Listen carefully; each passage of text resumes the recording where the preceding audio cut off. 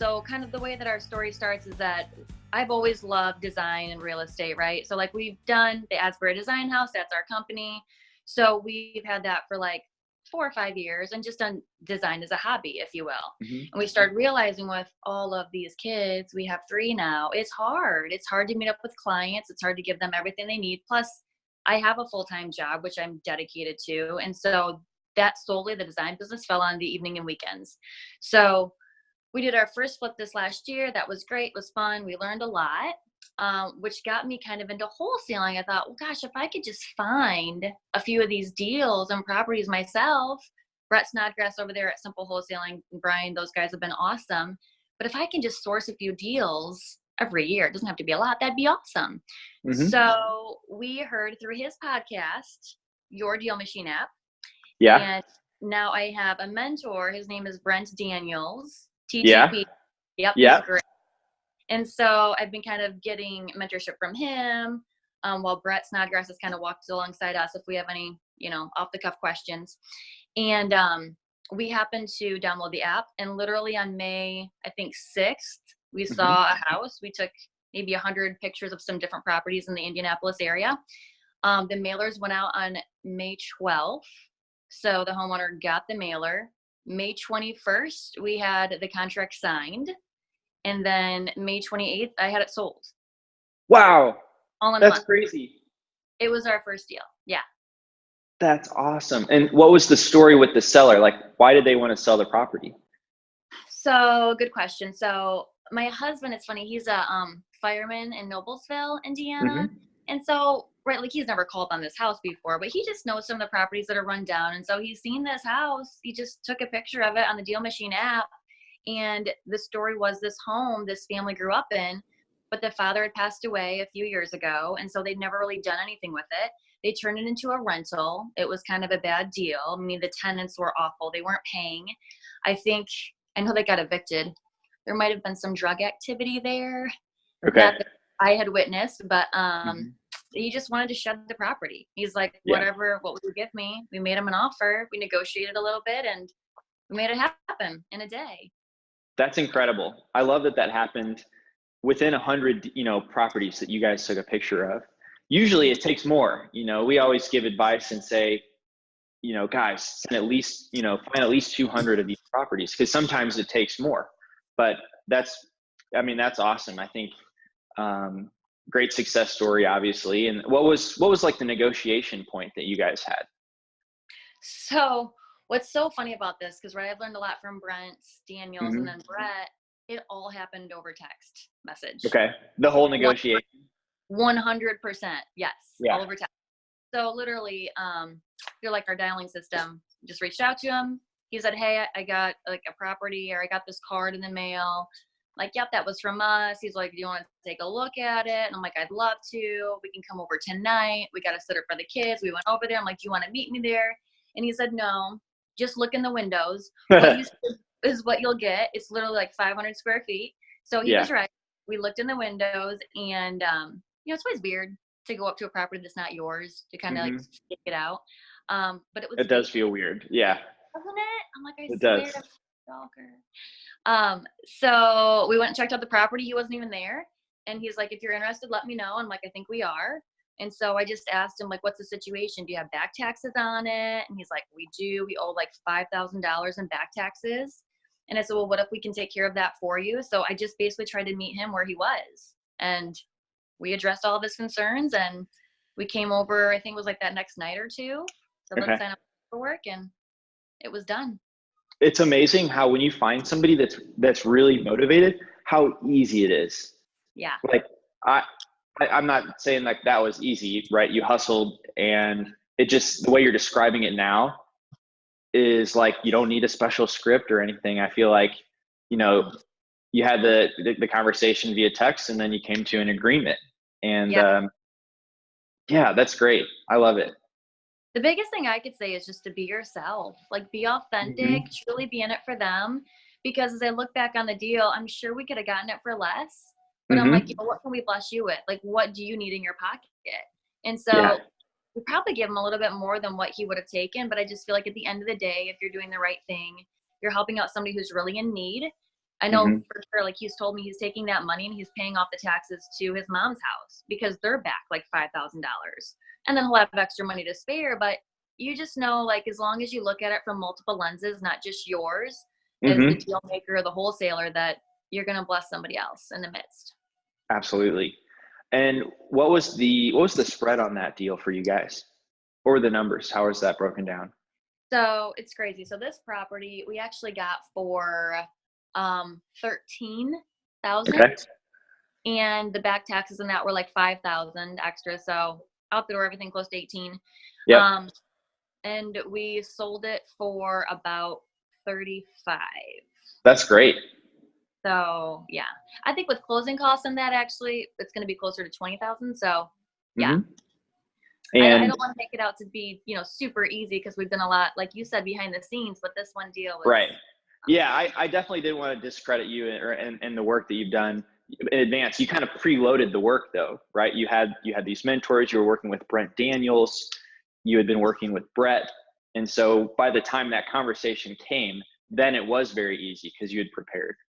Yeah, you're right about that. Well, So what's next? Thank you, by the way, because if it wasn't for your DealMachine app and my You're husband's welcome. little hustle, right? You're It wouldn't welcome. Absolutely. Yeah. So I think the best thing I could say is, I don't know, I think what's next. So it's funny. I had our third little girl 11 weeks ago. Actually, no, Mm-hmm. 12 weeks ago today. So Congrats. I'm at home. Thank you. So I do this like very much like at night on the weekends, whatever. Yeah. But I go back to work next week. And so I think what's next is just adjusting back to my normal life Mm-hmm. and maybe getting like another driver to kind of scout out more properties, kind of build like a little Yes. team, right? Yep. Mm-hmm. So if we can get like 2 other folks to kind of join along with us to look for properties. And then now it's crazy. I have like some investors reaching out like, Melissa, what do you have? Because it was still a good deal for what we sold it for. There was a good opportunity That's right. to put money on that for a good flipper, right? That's right.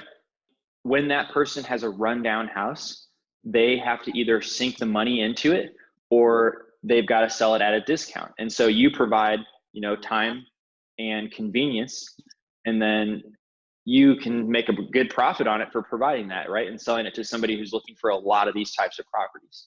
Who did you end up selling it to? Not specifically, but like, where did you find that buyer?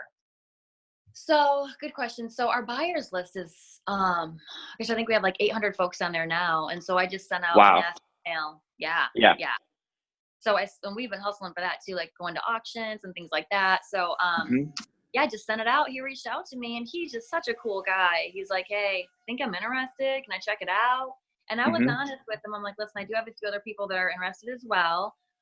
There's a lockbox on the property. Let me know if you have any questions. And he literally, I think he called me that morning. He saw it around noon. He made the offer at 5. And That's great. I'm like, you're a good guy. I don't even really want to like mess around. Let's just do this. Yeah. Yeah. Man, that's awesome. And It's so awesome. dang, again, you front loaded your work with that buyers list. Yeah. That's incredible. 800 is incredible. Yeah, thanks. It's super. I mean, Yeah. it's hard because, right, like we know some big guys here in the arena that have like Mm-hmm. thousands of names. I'm like, that's their bread and butter. Like I can't ask them, even though they're good buddies, but we've been just trying to work hard and network and go to Syria events at night. Yeah. Yeah, just talk to people. Brett That's Daniels, right. Talk to TT. people. Yeah. Yep. I should have worn my TTP shirt. I didn't know you were his student. I always put on the swag. Yeah. I'm That's not right. That's Although funny. this should be a shout out because Brent, I don't have a TTP shirt. Brent, send Melissa a t-shirt. She earned it. TTP, right? TTP. Yeah, he's got cool hats too. I know. He's got all sorts of paraphernalia now. I think he's got like drinks and cups and Yep. he's such a good guy though. And really, I was not like building up my buyers list until he's like, you guys need to talk to people. Like when you have the deal there, you have to be able to sell it. And so, yeah, his coaching has been awesome. Good. Let's go back to when you said you had a full-time job. I'm interested about that. You have 3 kids, a design business, wholesaling, and you also have a full-time job? I do. And I still have that full-time job. So there is no had, it's have. Oh my gosh. people will see this. So I work for, I'll just leave it at this. I work for a diabetes company. So it's out of Denmark, Copenhagen. It's a great company. I've worked there for 12 years. So the people at that company, I feel very close to. I do sales. Okay. So I sell there for a living and I love it. It's hard though, because as this thing takes off, right? And I want to be like respectful to that. You know, I really just do this on the nights and weekends. So it's hard when you have like multiple loves, but I'm a hard worker and a maximizer. And I feel like if you can outsource some of those things, right? Like using your app to like build a team where they're hustling in deals and then you can kind of close them. Yeah, absolutely. At night and on the weekends. Yeah. So yeah. That's neat. One other thing I wanted to go back to before we close out the call is actually this point where you've done a deal and you're seeing how to scale it and you're saying, let me hire a driver or two. Because your time's better spent, or has to be spent with your family, with kids, etc. You may not have the ability to continue driving, even though your husband's going to see things, randomly. So you can always add those, but to scale it, like you guys are thinking about adding more drivers. So I was curious, have you considered how to pay them or where you're going to find them? I would probably do hourly, right? Yeah. So $15 an hour, I would say, and just maybe a couple of days a week. Cause I feel like, could I even handle the lead generation of that just myself? Cause I feel like you're right. My time is well spent negotiating, talking to the seller, talking to the buyer. Like I love that aspect of it. I just love engaging with people and helping them, helping the seller, and then also helping the buyer reach their goals, whether it be investing or whether it be passive cash flow, whatever that is. But I do think probably adding two more would be ideal. $15 an hour, scouting out some of the areas that we had just talked about, maybe before this call was recorded, that aren't so inundated in wholesalers. Does that make sense? Some of the outskirts of Indianapolis. Yeah, it does make sense. Yeah. Just so the competition isn't so big. Those people need help too, right? Like the people in, like, I'll say Lebanon or Whitestown or those areas. Yeah. Oh, yeah. Opportunities. And with the new route tracking feature, you can make sure your drivers don't overlap each other. And they can cover even every area in a street too, because they can draw the line on the map while they drive. Question on that. If you have, let's say, 2 or 3 different drivers, are the streets that one driver does like in green, the other one in red or yellow? Actually, yeah. So you want them to see where each other's been so they don't duplicate work. And so other drivers' routes look transparent. So it's the same colors for the timetable, but it might be a little bit transparent to say like, hey, this was somebody else on our team who drove here.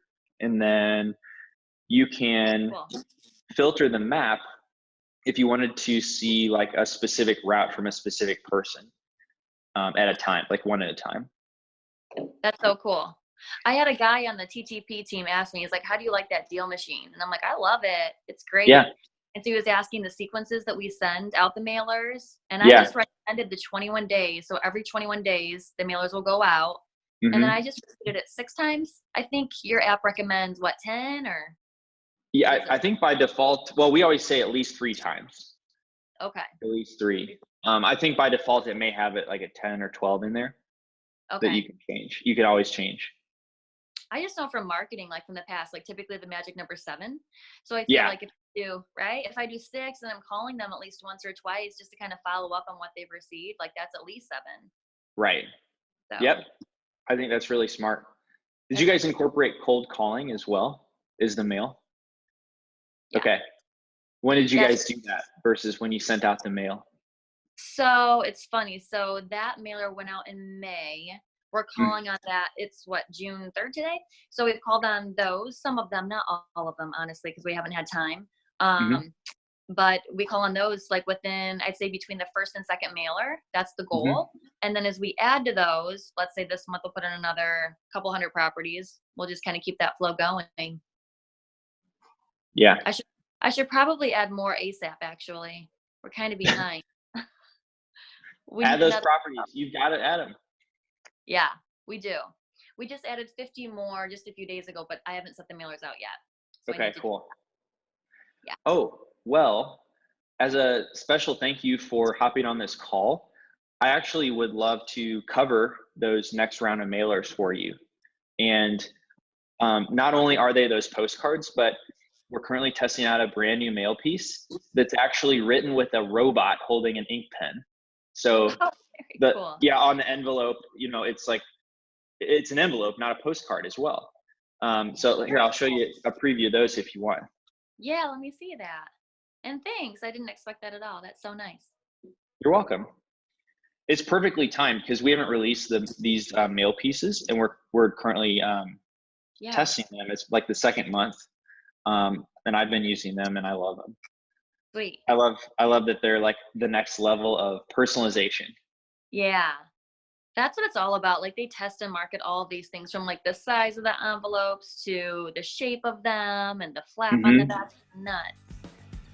Thanks for taking the call to schedule this in the first place. I know you definitely didn't have to do that, and I want to help you get another deal. Yeah, that would be so great. No, I told Brett, I'm like, I already love this guy. He helped us get our first deal. So we so appreciate it. Awesome. Thanks again, Melissa, and have a great rest of your day. You too. Take care.